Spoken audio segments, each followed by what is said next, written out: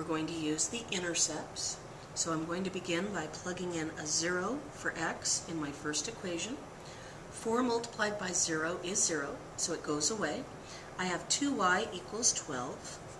Well, if 2y equals 12, I divide both sides by 2, and I find out that y is 6. So 0, 6 is one of my intercepts.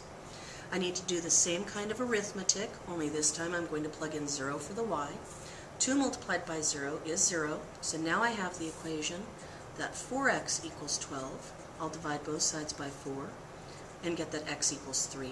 So 3, 0 is my other intercept. Let's graph those. 0, 6 means I stay here on the axis and go up 1, 2, 3, 4, 5, 6.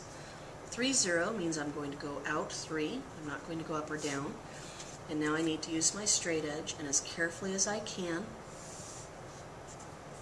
draw that nice straight line. There's the first equation.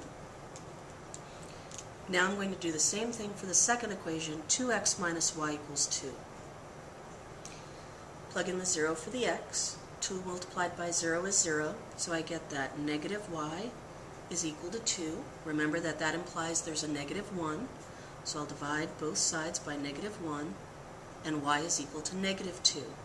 So 0, negative 2 is one of my intercepts. I need to do the arithmetic again. I'm going to plug in 0 for the y. Subtracting 0 means it goes away, and I have the equation that 2x equals 2. Well, if 2x equals 2, I need to divide both sides by 2. X equals 1. So 1, 0 is my other intercept. So 0, negative 2 means from the origin I need to go down 2 and put a point. 1, 0 means from the origin I'm going to go right 1. And now I need to very carefully draw a very straight line. And now I need to find my point of intersection. Well, this point of intersection is not one of the points that I already plotted. So remember, we always find our x value first. I went over to the right 1, 2 units. So 2 is my x coordinate. Then I need to see how far up I went. For my y, I went up 1, 2 units.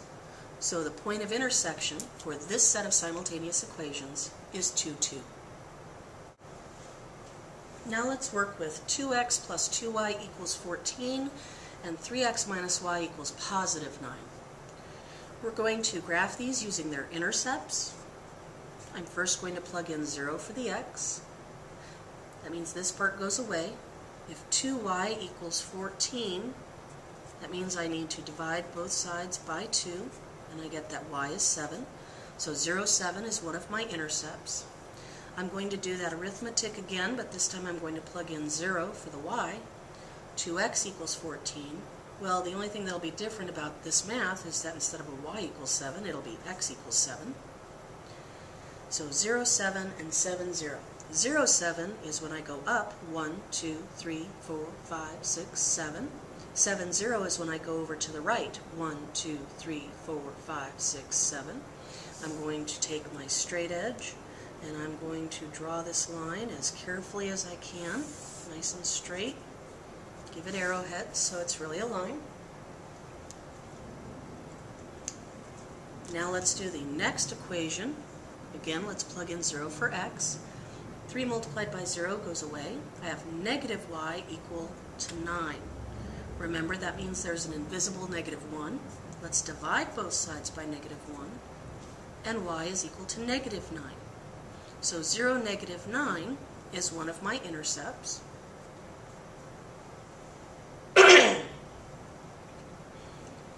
Let's plug in 0 now for y. This goes away, and I have the equation that 3x is equal to 9. Divide both sides by 3, and x equals 3. So 3, 0 is my other intercept. So 0, negative 9 means I need to come here and go down. 1, 2, 3, 4, 5, 6, 7, 8. Negative 9. 3, 0 means I'm going to go over 3. And now I need to very carefully draw this line to find my point of intersection. So now I see that my point of intersection is right here. Remember that I need to deal with my x-coordinate first, so I went over 1, 2, 3, 4. So my x-coordinate is 4.